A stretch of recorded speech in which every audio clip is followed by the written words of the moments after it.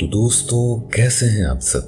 میں ہوں وقاص اور آپ سن رہے ہیں کچھ انکہے سچے واقعات ون مین سٹوریز پر۔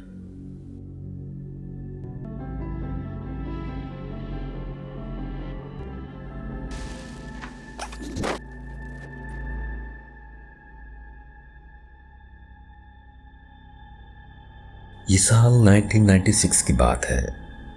اسکول سے موسم سرما کی چھٹیاں ہوئی تھیں۔ انہی چھٹیوں میں والدین کو ویزے کے سلسلے میں اسلام آباد میں واقع ایک ایمبیسی جانا تھا۔ وہ پریشان تھے کہ ویزے کی بھاگ دوڑ میں مجھے بھی پریشانی ہوگی۔ اس پریشانی کا حل یوں نکلا کہ میں پنڈی میں نانی کے گھر رک جاؤں گا۔ وہ ویزے کا کام نپٹا کر واپسی میں مجھے نانی کے گھر سے لیتے ہوئے کراچی واپس ہو لیں گے۔ ہم لوگوں کا پنڈی آنا جانا زیادہ نہیں ہوتا تھا۔ زیادہ تر نانی اور خالہ لوگ ہی کراچی آ جایا کرتے تھے۔ ہمارے نانا کا انتقال ہو چکا تھا اور بڑی خالہ وہ اپنی فیملی کے ساتھ نانی کے گھر میں ہی رہتی تھی۔ ویسے تو میں وہاں رکنے کے لیے اس لیے تیار نہیں تھا کہ خالہ کی 2 بیٹیاں تھیں بس، اور مجھے لگتا تھا کہ میں وہاں بور ہو جاؤں گا۔ لیکن میں یہ بات والدین سے کہہ نہیں سکا، اور جیسے طے ہوا تھا وہ لوگ مجھے نانی کے گھر چھوڑ کے اسلام آباد چلے گئے۔ کزن سے کوئی خاص انسیت تو بھی نہیں، اس لیے پہلا دن وہاں کافی بور گزرا۔ لیکن دوسرے دن معلوم ہوا کہ گھر کی چھت پہ جو کمرے بنے ہیں ان میں نانا کی ایک چھوٹی سی لائبریری بھی ہے۔ پڑھنے کا تو مجھے شوق تھا ہی، اسی لیے خوشی ہوئی کہ وقت گزارنے کا ایک اچھا بہانہ مل گیا ہے۔ لیکن یہ بھی پتہ چلا کہ اوپری منزل پہ جو کمرے ہیں وہ بند رہتے ہیں، کوئی وہاں آتا جاتا نہیں ہے۔ اب ایک طرف بوریت اور دوسری طرف کتابوں کا شوق، بس پھر کیا تھا، میں نظریں بچا کر دوپہر میں اوپری منزل پہ جا پہنچا۔ سیڑھیاں چڑھتے ہی ایک طرف کھلی جگہ تھی، اور سیدھے ہاتھ پہ قطار میں 2 کمرے بنے ہوئے تھے۔ ایک کمرے کے باہر بوسیدہ سا لکڑی کا دروازہ تھا۔ میں پہلے بھی نانی کے گھر والدین کے ساتھ تو رک چکا تھا، لیکن یہ پہلی بار تھا کہ میں چھت کا اس طرح سے جائزہ لے رہا تھا۔ کمرے کے دروازے کی کنڈی چڑھی ہوئی تھی اور اس کے اوپر ایک تالا اٹکا ہوا تھا، مطلب کہ تالا تو تھا لیکن کھلا ہوا تھا۔ میں نے آہستہ سے تالا ہٹایا، دروازے کی کنڈی کھولی۔ ایک لمحے کو بہت عجیب سا احساس ہوا، تھوڑی دل کی دھڑکن بھی تیز ہو گئی، لیکن کمرے میں داخل ہو گیا۔ کمرہ بالکل خالی تھا۔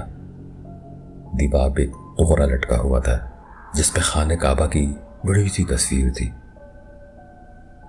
کمرے کے اندر دروازے کی سیدھ میں ایک اور دروازہ نظر آ رہا تھا جو شاید ایک دوسرے کمرے میں کھلتا تھا۔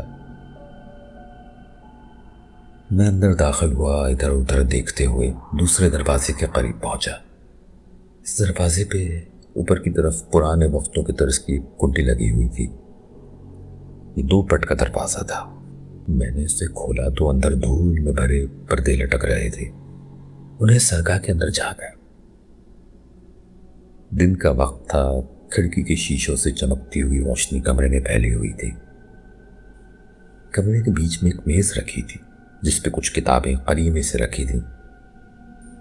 سامنے کی دیوار سے ٹکی کتابوں سے بھرے لکڑی کے شیلف رکھے تھے، اور سیدھے ہاتھ کی دیوار پہ ایک بہت بڑا آئینہ نصب تھا جو تقریباً آدھی دیوار کو ڈھک رہا تھا۔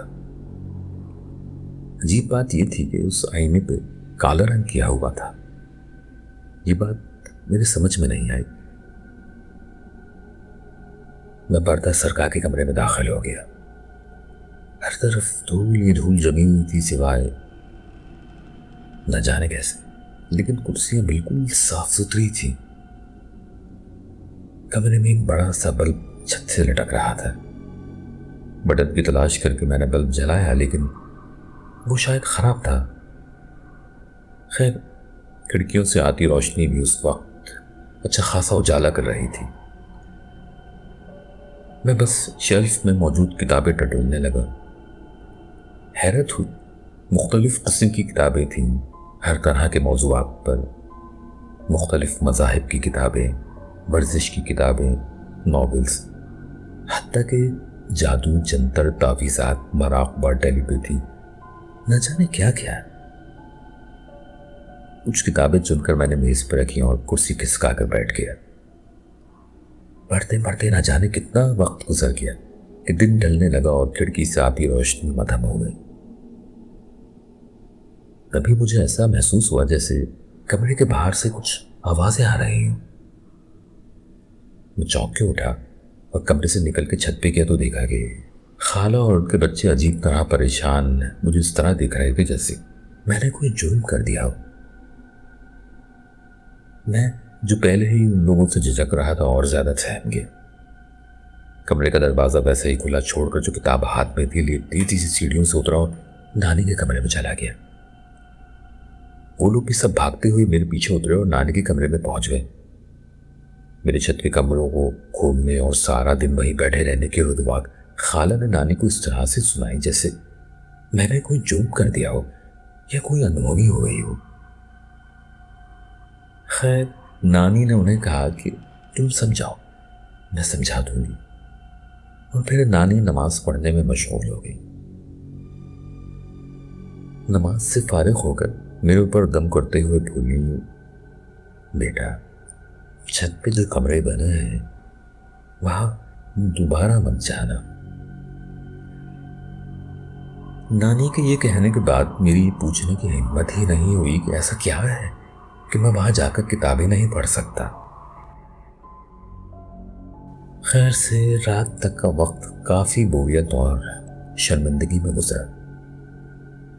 کزنس مجھے دیکھ کر جانے آپس میں کیا باتیں کرتی رہیں، سرگوشیوں میں ہنستی گھورتی، مجھے مزید عجیب محسوس کرواتی رہیں۔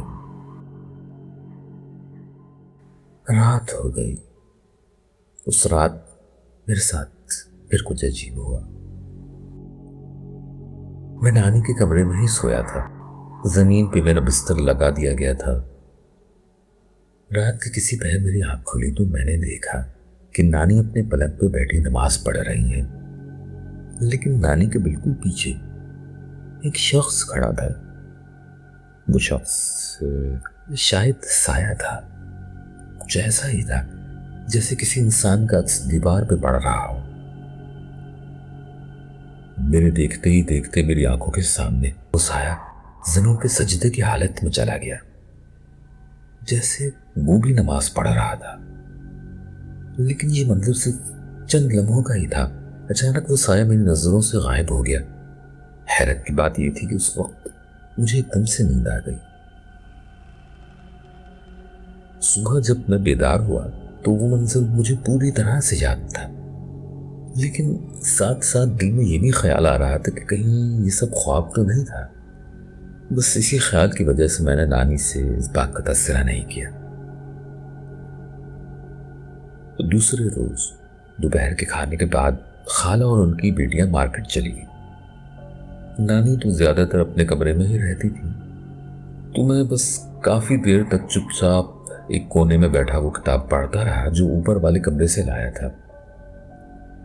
یہ ایک عیسائی پادری کی آپ بیتی کا پہلا حصہ تھا۔ اب مجھے جستجو ہوئی کہ اس کا دوسرا حصہ بھی ضرور اوپر نانا کی لائبریری میں موجود ہوگا۔ بس پھر کیا تھا، اس کا دوسرا حصہ پڑھنے کی جستجو ایسی تھی کہ آنکھ بچا کے میں دوبارہ چھت پہ پہنچ گیا۔ کل جو میں نے تالا اور کنڈی کھلے چھوڑے تھے وہ بھی ویسے ہی کھلے تھے۔ لگتا تھا کہ کسی نے انہیں بند کرنے کی زحمت ہی نہیں کی۔ میں کمرے میں داخل ہو گیا اور سیدھا دوسرے کمرے میں جا کے شیلف میں اس آپ بیتی کا دوسرا حصہ تلاش کرنے لگا۔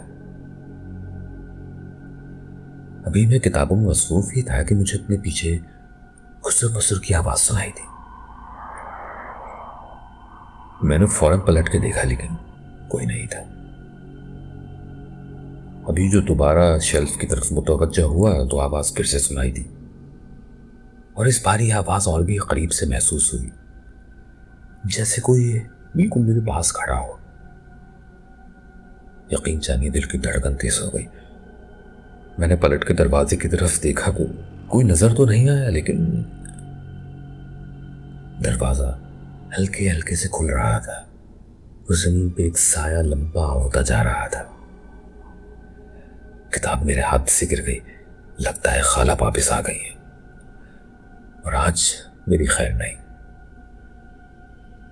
خالہ میں بس کتاب لینے آیا تھا, مجھے معاف کیجیے گا. یہ کہتے ہوئے میں دروازہ کھولنے بڑھا ہی تھا کہ میرے آگے بڑھتے ہی زمین سے سایہ پیچھے ہوتا گیا اور دروازہ کھل گیا. کمرہ تو بالکل خالی تھا. اس پہلے کمرے کا دروازہ میں جس طرح سے بند کر کے آیا تھا ویسا ہی بند پایا. ابھی میں بس حالات کو سمجھ ہی رہا تھا کہ اسی وقت کتابوں والے کمرے سے کچھ گرنے کی آواز کے ساتھ ہی دوبارہ میری دھڑکن بڑھ گئی اور میں بغیر مڑے بھاگتا ہوا کمرے سے نکل گیا. سیڑھیاں پھلانگتا ہوا نانی کے کمرے میں جا گھسا. بس بے قابو سانسیں, چہرے پہ ہوائیاں اور کتاب ہاتھ میں لیے نانی کے سامنے کھڑا تھا. نانی اپنے بستر پہ بیٹھی مجھے اس طرح اطمینان سے دیکھ رہی تھی جیسے جانتی ہوں یہ تو ہونا ہی تھا. خیر مسکراتے ہوئے مجھے اشارے سے اپنے پاس بلا کے بٹھا لیا, دم کر کے پانی دیا. اس وقت نہ جانے کیوں میں نے نانی کو ساری بات بتا دی. اب نانی کو یہ سب بات بتاتے بتاتے مجھے بہت ٹھنڈ محسوس ہونے لگی اور میں نانی کی بستر پہ ہی لیٹ گیا. بس لیٹتے ہی کسی وقت آنکھ لگ گئی. آنکھ کھلی تو رات ہو چلی تھی. جسم تپ رہا تھا, سر بھاری ہو رہا تھا. مجھے امی ابو کی آواز آ رہی تھی. پہلے تو وہم کا گمان ہوا, لیکن کچھ ہی منٹ میں دونوں کمرے میں آ گئے. انہیں دیکھ کے تو مجھے رونا آ گیا. نہ جانے وہ سب جو ہوا تھا جانتے تھے یا نہیں, مجھے نہیں معلوم, لیکن میں اس وقت ان کو کچھ نہ بتا سکا. اور پھر یہ جان کر ہی بہت خوشی ہوئی کہ ہم اسی وقت کراچی کے لیے نکل رہے تھے. نانی کے گھر سے نکلتے ہوئے سب گھر کے صحن میں کھڑے الوداع کر رہے تھے اور مجھے تو یوں لگ رہا تھا کہ شاید چھت پہ بھی کھڑا کوئی مجھے دیکھ رہا تھا, لیکن ہمت نہیں ہوئی کہ نظر اٹھا کے وہاں دیکھ سکوں. پھر بس نانی کے گھر سے نکل کے جتنا دور ہوتے گئے طبیعت آہستہ آہستہ سنبھلتی گئی اور کراچی پہنچ کر تو 1-2 دن میں بالکل ہی بھلا چنگا ہو گیا. جب طبیعت تھوڑی سنبھلی تو اپنا سوٹ کیس کھولا اور وہاں کپڑوں کے بیچ میں اسی عیسائی بادری کی آپ بیتی کا وہ دوسرا حصہ رکھا پایا جس کو ڈھونڈنے میں نانا کے کتابوں والے کمرے میں گیا تھا. بہت حیرت ہوئی اور اسے دیکھ کر وہ سایہ بھی یاد آ گیا. حیرت اور ڈر سے کبھی اس کتاب کو پڑھنے کی ہمت ہی نہیں ہوئی. کافی عرصے وہ گھر کے اسٹور میں رکھی رہی اور پھر نہ جانے کہاں غائب ہو گئی. 3 سال کے بعد اللہ بخشے نانی کا انتقال ہو گیا, لیکن اس وقت نانی USA میں ماموں کے گھر گئی ہوئی تھی. وہیں ان کی تدفین ہوئی. اس طرح ہم دوبارہ اس آسیبی کتب خانے والے گھر میں جانے سے بچ گئے اور پھر تو خالہ نے بھی وہ گھر چھوڑ دیا تھا. کافی سالوں کے بعد جب ہم سمجھدار ہو چکے تھے تب کزن کی شادی میں دوبارہ بنڈی جانا ہوا اور پھر باتوں باتوں میں نانی کے اس گھر اور نانا کے آسیبی کتب خانے کی بات بھی نکلی. تب کزنس نے کافی رازداری سے بتایا کہ نانی نے انتقال سے پہلے خالہ کو کہہ دیا تھا کہ اگر ان کو کچھ ہو گیا تو وہ اس گھر کو فوراً چھوڑ دیں. انہوں نے خالہ اور ماموں کو یہ بھی کہتے سنا تھا نانا اپنے آخری دنوں میں کتابوں والے کمرے کے ہی ہو کے رہ گئے تھے. دن رات وہیں گزارتے, کھانے پینے سے بھی بے پرواہ ہو گئے تھے. لمحے کو کمرے میں گھومتے پھرتے دکھتے اور پھر لمحے بھر میں ہی کمرہ بالکل خالی ہوتا. نانا کے اس کتب خانے نے تو بچپن سے ہی میرے ذہن میں ہلچل مچائی ہوئی تھی اور پھر کزنس کی یہ باتیں سن کر تو ذہن معاف ہو گیا. کیا واقعی نانا کے آخری دن عجیب تھے یا یہ سب محض ان لوگوں کا وہم تھا؟ مگر نانی کا وہ جملہ کہ میرے بعد اس گھر میں مت رہنا, یہ عجیب تھی. میں نے ہمت کر کے خالہ سے پوچھا کہ نانی نے ایسا کیوں کہا تھا؟ خالہ نے ایک لمحے کے لیے گہری سانس لیا اور پھر کہنے لگی کہ بیٹا، کچھ باتیں وقت کے ساتھ دفن رہنی چاہیے، ان کے کھلنے سے کوئی فائدہ نہیں ہوتا۔ اب یہ جواب تو مزید بے چینی پیدا کرنے والا تھا۔ میں نے مزید سوالات تو نہیں کیے، لیکن میرے دل میں ایک عجیب سی گھٹن ہو گئی۔ شادی کی تقریبات کے بعد میں نے فیصلہ کیا کہ میں اس گھر کو ایک بار پھر سے دیکھوں گا۔ میں جانتا تھا کہ سب مجھے روکیں گے، اسی لیے میں نے اکیلے جانے کا ارادہ کیا۔ ایک رات تقریباً 3 بجے میں چپکے سے گھر سے نکل گیا اور نانی کے اس پرانے گھر کی طرف چل پڑا جو وہاں سے کچھ زیادہ دور نہ تھا۔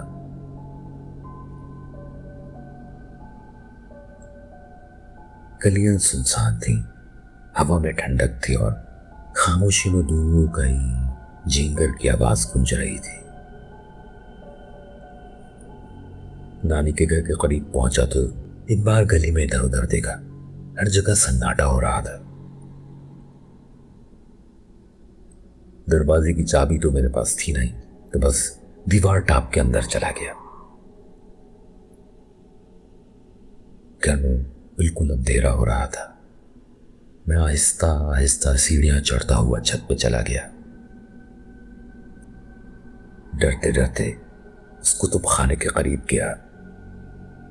دروازے کو ہلکا سا دھکا دیا اور حیرت کی بات یہ تھی کہ وہ لاک نہیں تھا۔ دروازہ کھل گیا اور ایک عجیب بو نے میرا استقبال کیا۔ اب تجسس اتنا تھا کہ وہ خوف پہ غالب آ گیا تھا۔ بس ڈرتے ڈرتے اندر قدم رکھا۔ کمرہ ویسا ہی تھا جیسا میں نے برسوں پہلے دیکھا تھا۔ فرش پہ گرد کی تہہ جمی ہوئی تھی اور عجیب سی ویرانی تھی۔ کمرے کے بیچوں بیچ وہی پرانی کرسی رکھی تھی جس پہ نانا بیٹھا کرتے تھے، لیکن وہ اس وقت شاید ہوا سے ہل رہی تھی یا شاید کوئی اس پہ بیٹھا ہوا تھا۔ اس کو ایسا ہلتا دیکھ کے میرا دل زور زور سے دھڑکنے لگا اور بے اختیار میرے منہ سے نکلا، نانا۔ شاید میرا دل یقین کرنا چاہتا تھا کہ وہ ابھی یہیں کہیں ہے۔ بس میں نے نانا کہا ہی تھا کہ وہ کرسی ایک جھٹکے سے رک گئی۔ میں نے پیچھے مڑ کے دروازے کی طرف دیکھا اور اسی لمحے سانسوں کی ہلکی سی گرمی میرے کانوں کے پاس محسوس ہوئی اور پھر کسی نے آہستہ سے سرگوشی کی، چلے جاؤ۔ میں پلٹ کے دیکھنا چاہتا تھا لیکن میرے پیر جیسے جم کے رہ گئے۔ بس میں ہمت کر کے کسی طرح سے کھسکتا ہوا اس کمرے سے باہر نکلا اور صحن میں آتے ہی سیڑھیوں کو پلانگتا ہوا دیوار کود کے گھر سے باہر نکلا اور دوڑتا چلا گیا۔ گھر پہنچ کے ہاپتا ہوا کمرے میں جا گرا۔ پورا جسم کانپ رہا تھا، دل دیوانہ وار دھڑک رہا تھا اور آج سے پہلے میں نے اپنی اس بے وقوفی کا کبھی کسی سے ذکر نہیں کیا۔ خیر، مجھے اپنے کسی سوال کا کوئی تسلی بخش جواب نہیں ملا۔ آج بھی یہ سارے سوالات ذہن میں گھومتے ہیں کہ کیا وہ واقعی نانا کی روح تھی یا کچھ اور؟ کیا نانی جانتی تھی کہ وہ گھر واقعی کس چیز کے زیر اثر تھا؟ میں سوچتا ہوں کہ جو سایہ مجھے دیکھا شاید نانا ہی تھے، لیکن اگر وہ نانا ہی تھے تو نانی نے کیوں کہا تھا کہ ان کے انتقال کے بعد اس گھر کو فوراً چھوڑ دیں؟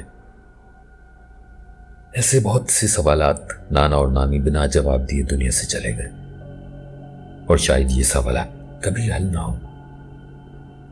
مگر ایک چیز میں جان چکا تھا، کچھ دروازے ہمیشہ بند رکھے جائیں تو ہی بہتر ہوتا ہے۔